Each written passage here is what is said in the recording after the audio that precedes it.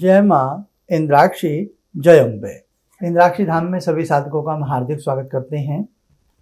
बहुत ही अच्छा तरीके से 21 तारीख को यानी कि कल जो गुरु पुष्य नक्षत्र रहा है उसमें समस्त साधकों ने नाना भांति से उपाय किए हैं।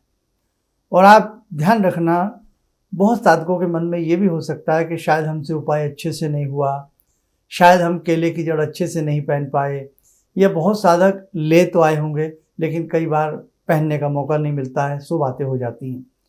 तो आज आपके बहुत सारे आंसर जो आपके मन में चलते रहते हैं उनका हम आंसर देंगे और ध्यान से आज का अंक सुनिएगा। और जैसे कि कल आपने दीपदान किया है, आगे भी इस दीपदान को पूरे पुरुषोत्तम मास तक आप ऐसे ही सुंदर तरीके से करते रहिएगा। अब देखो, आज 22 तारीख हो गई है। कल पुष्य नक्षत्र हमें दिन भर मिला और बहुत लोगों के ऐसे आंसर भी थे, क्योंकि सभी के आंसर दे पाना संभव नहीं हो पाता। हज़ारों की संख्या में आप लोग हमसे जुड़े हैं, आपके आंसर आते हैं, क्वेश्चन आते हैं। अब देखो, यहाँ दो बातें हम आपकी दुविधा वाली निकाल देते हैं। सबसे पहले तो बहुत लोगों ने, बहुत साधक ऐसे थे जो केले का पेड़ तो मिला लेकिन ये कंफर्म नहीं था कि ये फलदार है या नहीं है। केले का पेड़ अगर बड़ा आपको मिला है और उसकी आप जड़ लाए हैं और ये मालूम नहीं था वो फल वाला है नहीं है, कोई बात नहीं, क्योंकि कल की नक्षत्र की स्थिति अत्यधिक शुभ थी, इसलिए आपने जिस प्रकार से भी केले की जड़ धारण की है वो आपके लिए शुभ ही फल देने वाली है। बहुत लोगों ने जो लास्ट ईयर जो जिस उसमें ढोलकेन में, जिसको ताबीज़ रूपी कहते हैं, तांबे का चांदी का होता, उसी में उसको दोबारा से डाल लिया होगा, वो भी कोई दोष की बात नहीं है, सही बात है। बहुत लोग गाय के लिए पेड़ियाँ भी ले गए हैं, हज़ारों की संख्या में गाय के लिए पेड़ियाँ ले गए हैं, तो बड़ा मन खुश होता है। इसीलिए मन करता है कि आपको एक ऐसे अच्छे से अच्छे उपाय बताए जाएं जो आपके जीवन का कल्याण करें और जीवों पर दया भी होती रहे। ज़िंदगी में ध्यान रखना, हमेशा उनकी मदद करनी चाहिए जो स्वयं अपनी मदद नहीं कर सकते हैं। ज़िंदगी में ध्यान रखना, ज़िंदगी में ऐसा दान देना चाहिए, ज़िंदगी में ऐसा कार्य करना चाहिए जिनके लिए हम करें वो शायद उस काम को ना कर पाएँ। अब मैं आपका 1 मिनट का समय ज़रूर लूँगा। आपने हज़ारों की संख्या में गौ माता को कल गुड़ खिलाया, पक्षियों को दाना डाला। अब देखो, गायें ना तो उनको कोई पैसा देता है, ना उनकी कोई तनख्वाह बंधी है, न वो बोलना जानती हैं कि वो किसी दुकान पे जाकर के गुड़ खरीदें और खाएं। तो ये सब भगवान ने आपको सौभाग्य दिया है कि बेटा ये सौभाग्य तो आपको देंगे, आप ये काम करना। पक्षी को जैसा आप दाना डाल देते हैं वो कभी आपसे शिकायत नहीं करते, वो वैसा ही दाना चुग करके आपकी छत से चले जाते हैं। और उसमें भी इतने समझदार ज्योतिष हो गए हैं, बड़ा दुख लगता है उन विचारणीय बातों पर कि आपको डरा देते हैं अपनी छत के ऊपर दाना न डालें, अपने घर पे कबूतर को मत बैठने दें, अरे डूब कर मर जाइए। ऐसी बातें करने से पहले आपको शर्म आनी चाहिए। आज पेड़ कट गए, जंगल कट गए, पहाड़ टूट गए, नदियां सूख गईं, पक्षी कहाँ जाएं? घर पर कोई बैठ जाते हैं, उनको भी भगा दें। घर के सामने गाय आ जाए, बैल आ जाए, पानी डाल के भगा दो, डंडा मार के भगा दो। घर के नीचे 2 मिनट के लिए इस भयंकर भीषण गर्मी में कोई हल्की सी छां आपकी मुडेरी की, आपकी छजली की निकल रही हो, उसके नीचे कोई पशु आकर के खड़ा हो जाए, कुत्ता आदि बैठ जाए, भगा दो उसे भी। कमाल की जिंदगी है हम लोगों की और कमाल की सोच है हम लोगों की। आज तीर्थ क्षेत्रों पर देखिएगा किस तरह से भीड़ किस प्रकार से सबके मन में ये है, बस भगवान मुझसे प्रसन्न होंगे, बस भगवान मुझसे प्रसन्न होंगे। वीआईपी दर्शन कर लिए, मज़ा आ गया साहब, खाक मज़ा आ गया। आप ध्यान रखना, ये जो वीआईपी कल्चर की दर्शन है ना, जो आपको वीआईपी कल्चर के दर्शन करा रहा है, वो चंद सिक्कों में बिक सकता है, चंद नोटों में बिक सकता है, लेकिन भगवान चंद सिक्कों में नहीं बिकते हैं। भगवान चंद सिक्कों से आपको प्राप्त नहीं होते हैं। आपका कोई प्रारब्ध अच्छा है जो आज आपको एक अच्छा अवसर मिल रहा है। जिस दिन वो उस प्रारब्ध का पुण्य क्षय हो जाएगा ना, उस दिन देखना क्या गति हम लोगों की होगी। इसलिए ये कल्चर बहुत गलत बन गई है कि साहब वीआईपी दर्शन, वीआईपी, जिस बेचारे के पास पैसा नहीं वो 8-8, 10-10 घंटे लाइनों में लगे रहता है। हम कहाँ जा रहे हैं, हम किस तरफ जा रहे हैं, उसको तो शर्म है ही नहीं जो वीआईपी रूप में हमें दर्शन करा रहा है। और हम ये सोच करके खुश हो जाते हैं कि भगवान हमसे प्रसन्न हो जाएंगे। कदापि नहीं हो सकते। आप ध्यान रखना, कदापि नहीं हो सकते। आपकी खुशी हो सकती है जितना लाड़ प्यार भगवान एक उस व्यक्ति से करते हैं जिसकी जेब में पैसे हैं, उससे कहीं अधिक लाड़ प्यार उससे भी करते हैं जिसकी जेब में पैसे नहीं है। इसलिए बेटे ध्यान रखना, धर्म के मर्म को समझो। वास्तव में किस प्रकार से हमारे तीर्थ होने चाहिए, किस प्रकार से हमें दर्शन करना चाहिए, ये सारी बातें न जाने कहाँ चली गई हैं। और यही कारण है आप लाख दर्शन करके आते हो लेकिन उसके बाद भी मन दुखी रहता है, उसके बाद भी घर में क्लेश रहते हैं, उसके बाद भी घर में तनाव रहते हैं, उसके बाद भी शरीर के अंदर 100 बीमारियां रहती हैं नहीं रहती हैं। इसलिए कहने का मतलब ध्यान रखना, अगर जिंदगी में श्रेष्ठतम जीवन जीना चाहते हो, वास्तविक भगवान से मिलना चाहते हो, तो आपके जो पूजा के दरबार में आपने छोटे छोटे स्वरूप रखे हैं ना, जो छोटे छोटे आपने कागज के, धातु के, मेटल की जो मूर्तियां रखी हैं, उनमें भी भगवान बसते हैं। भगवान से मिलन जब होता है ना, वो हो ही जाता है। लेकिन सबसे पहली बात, आप कहीं भी दर्शन करिए, कहीं भी जाइए, एक अच्छे भाव के साथ जाइए, एक अच्छे सुंदर अभिव्यक्ति को लेकर के जाइए, और उसी के साथ साथ किसी को परेशान मत करिए, जीवन को समझने का प्रयास करिए। तो आपने जो ये कल बहुत मेहनत के साथ गौ माता की सेवा की है, आपने पक्षियों को अन्न डाला है, आपने मानवता की सेवा की है, आपने अच्छे अच्छे मंत्र पढ़े हैं, आपने अच्छे अच्छे दीप जलाए हैं, तो ध्यान रखना ये भक्ति आपकी विफल नहीं जाएगी, ये भक्ति आपकी सफल होगी। और आगे पुरुषोत्तम मास, अभी 15 जून तक पुरुषोत्तम मास रहेगा। कब तक? 15 जून तक पुरुषोत्तम मास रहेगा। और 15 जून की सोमवती अमावस्या है। इंद्राक्षी धाम में भी हम आपसे एक विशेष पूजन करा रहे हैं। हजारों की संख्या में भक्त, हालांकि गर्मी का समय है लेकिन कोई बात नहीं है, गर्मी है तो गर्मी सही, तप और तितिक्षा में तो पसीने बहाने पड़ते हैं।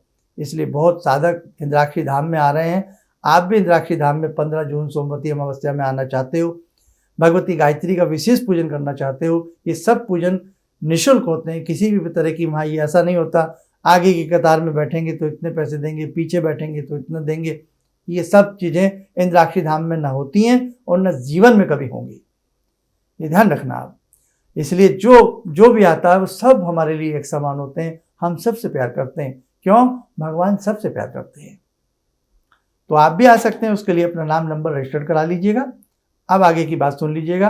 तो 15 जून तक जो आपका पुरुषोत्तम मास रहेगा, इसलिए ध्यान रखना अब ये कर्म तोड़ना मत। जैसे आपने कल कुछ किया ना, ऐसे ही आसपास कहीं भी बाग हो, बगीचा हो, कुआं हो, बावची हो, मंदिर हो, तीर्थ क्षेत्र हो, सिद्ध क्षेत्र हो, शक्तिपीठ हो, सिद्धपीठ हो, एक दिया लगाते रहना, एक दीपक लगाते रहना। और कुछ भी आपसे ना बने, घर में तुलसी तो सब लगाते हैं, तुलसी पर एक दिया संध्या के समय इस पुरुषोत्तम मास में लगाते रहना। दिए की बाती कैसी हो, दिए का मुंह कैसा हो, ये सब बातें भूल जाइए। आपकी श्रद्धा कैसी हो, आपके भाव कैसे हों, बस ये बात याद रखिएगा। आज बड़ा आडंबर ढोंग, बहुत सारी चीज़ें ऐसी चल रही हैं कि बहुत आजकल के बच्चे तो उन सब बातों को सुनकर देख करके पीछे हट जाते हैं। इसलिए बेटा भाव सर्वोपरि है, भिलनी के बेर। भगवान राम के लिए क्या थे वो भगवान जानते हैं, और भगवान ने उनको चखा। काका के काख में छिपे तंदुल क्या महत्व रखते थे वो भगवान श्री कृष्ण से कोई पूछे। इसलिए जब भी आप किसी तीर्थ क्षेत्र में जाएं, तीर्थ स्थल में जाएं, कोई दान करें, पुण्य करें, आपकी भावना सुंदर होनी चाहिए। ये नहीं साहब मेरा काम तो बन गया, बस अब मैं भागूं यहाँ से, मेरा काम तो बन गया, बस मैं भागूं यहाँ से, मेरी जेब में तो पैसे थे, मैंने तो दर्शन कर लिए, मैं भागूं यहाँ से। अब इसका सोल्यूशन क्या है? एक व्यक्ति बीमार है, लंबे समय तक लाइन में नहीं लग सकता, इसका सोल्यूशन क्या है? एक व्यक्ति को काम बहुत हैं, बस फटाफट गया, दर्शन किए, आ गया, तो फिर भगवान ने तो कबूल किए नहीं किए? इसका सोल्यूशन क्या है आज नहीं बताऊंगा, अगले किसी अंक में जरूर बताऊंगा। सोल्यूशन है, भले आपने वीआईपी दर्शन किए हैं फिर भी उसका सोल्यूशन है, ताकि वो दर्शन दर्शन माने जाए, उस दर्शन का फल, उस दर्शन का महत्व आपको जरूर मिले। और एक आप सबसे विनम्र प्रार्थना करूंगा हाथ जोड़ करके कि जहां पर भी हमें गायें इत्र तित्र यत्र तत्र हमें दिखाई देती हैं, विचरण करती हुई, कूड़ा करकट पन्नियां खाती हुई, जो आपसे बन सके बेटा मदद जरूर करिए, सेवा जरूर करिए। दूसरी बात, आप ऐसे तीर्थ क्षेत्रों पर जाते हैं जहाँ पिट्ठू की सवारी करनी पड़ती है, खच्चर पर घोड़े पर बैठना पड़ता है, उसको अवॉइड करिएगा। आप किसी को बुरा लगे तो लगे, आप कहने वाले ये भी कहेंगे उनकी रोजी रोटी है। रोजी रोटी कमाने के बहुत रास्ते भगवान ने बताए हैं। हम तो पिट्ठू के ऊपर सवार हो जाते हैं, खच्चर के ऊपर बैठ जाते हैं, हम खच्चर वाले से तो मोल भाव खूब करते हैं, नहीं साहब इतने पैसे ले लो, इतने पैसे ले लो, मोल भाव हो जाता है। उस मासूम से पूछा है कभी आपने कि आपकी टांगें दुख रही हैं, आपको भोजन मिला है नहीं मिला है? हाँ, कोई बुजुर्ग है बहुत लाचार है और उसका मन करता है, वैसे तो मेरी भावना है कि बुजुर्ग होने से पहले जब तक टांगे जवाब दें उससे पहले हमें दर्शन कर लेनी चाहिए। लेकिन चलो, भगवान का जब बुलावा आता है जाना पड़ता है। तो उस स्थिति में भी यदि आप अपने घर के बुजुर्ग को, किसी को उस स्थिति में उस खच्चर के ऊपर बैठाते हैं तो ध्यान रखना वो खच्चर टांगों से स्वस्थ होना चाहिए, ऐसा महसूस ना हो ये जबरदस्ती में चल रहा है। उस खच्चर को बीच में रेस्ट कराइए, 2-3 बार उसको रोकिए, आराम दीजिए, और उस खच्चर के खाने पीने के लिए उसके ऊपर, उसके मालिक पर डिपेंड मत रहिए। आप उसके लिए कुछ सामान खरीद के ले जाइए। हम अपने बैग में भी तो अपने लिए रास्ते की सामग्री, बिस्किट, नमकीन ले जाते हैं ना, ताकि हम भूखे ना मर जाएं। ऐसे ही हम दूसरे का भी ख्याल रखें। और कहीं ऐसा ना हो दर्शन के चक्कर में, अपनी भक्ति के चक्कर में आप किसी मासूम के दर्द को भूल जाएं। इसलिए ध्यान रखना, हमारे भी पैर थकते हैं इसलिए हम पिट्ठू पर बैठते हैं, शरीर में जान नहीं है पिट्ठू पर बैठते हैं। आजकल तो जवान जवान बच्चे उनके ऊपर लद करके जाते हैं। तो जितने पैर आपके दुखते हैं ना, उतने पैर उनके भी दुखते हैं। आप तो जीवन में एक बार जाते हो, वो रोज बार बार चक्कर लगाते हैं, आधी रात चक्कर लगाते हैं, दिन भर चक्कर लगाते हैं। बहुत से लोग तो यही कहते हैं नहीं साहब एक ही बार इनको ले जाया जाता। किसने देखा है, किसने गिनती की है? इसलिए हम ये सब चीज़ें आपको नहीं बताएंगे, किसी को तो बोलना पड़ेगा। आप सभी सोचें बुरा कौन बने, बुरा कौन बने, बुरा कौन बने, तो भैया बने तो बने, हम बुरे बने तो बने, है ना। तो हमने तो ये प्रण किया है कि साहब हम जिंदगी में न स्वयं कभी खच्चर पर बैठ के जाएंगे, ना कभी अपने परिवार को, ना जो हमें सुनने वाले हैं उन्हें हम ये कहेंगे कि आप खच्चर पर बैठ के जाएं। इसलिए ध्यान रखना। खैर, बातें कुछ और हो रही थी, क्षमा कीजिएगा, बातें कुछ और आ गई, लेकिन फिर भी ये बातें अब कौन बताएगा। तो आप पुण्य कमाने के चक्कर में कहीं अधर्म ना कर बैठें। इसलिए जितना भगवान को मानना है ना, भगवान की सभी चीज़ों को ध्यान से देखें, सभी को भगवान के समान समझ करके, सभी में भगवान का रूप समझ करके, सभी में अपने जैसा दुख समझ करके आप सभी प्राणियों की सेवा करिए। आप देख लेना, जिस दिन आपके अंदर सभी प्राणी मात्र एक भाव आ गया, उसी दिन आपको घर बैठे भगवान के दर्शन होने लगेंगे और भगवान स्वयं आपको दर्शन देने लगेंगे। चलिए, अभी पुरुषोत्तम मास बाकी है, जितना आपसे बन सके उतना दीपदान करते रहिए, उतनी सेवा करते रहिए, अच्छे कर्म करिएगा, अच्छी सोच रखिएगा। पुरुषोत्तम मास का मानना तभी सार्थक होता है। आप सब लोग स्वस्थ रहें, सुखी रहें। इन्हीं शुभकामनाओं के साथ हम अपनी वाणी को विराम देते हैं। जय जय अम्बे। किसी भी समस्या के समाधान के लिए मिले प्रसिद्ध हस्तरेखा एवं वास्तु विशेषज्ञ प्रोफेसर धर्मेंद्र शर्मा जी से। नोट: शिविर में भाग लेने हेतु एवं व्यक्तिगत रूप से मिलने के लिए कॉल करने का समय सुबह 10 बजे से शाम 6 बजे तक। हमारे विभिन्न ज्ञानवर्धक कार्यक्रम देखने के लिए आप हमें अभी सब्सक्राइब करें, बेल आइकन को प्रेस करें ताकि आप देख सकें हमारा कार्यक्रम सबसे पहले। और अधिक जानकारी के लिए फेसबुक पेज को लाइक करना न भूलें।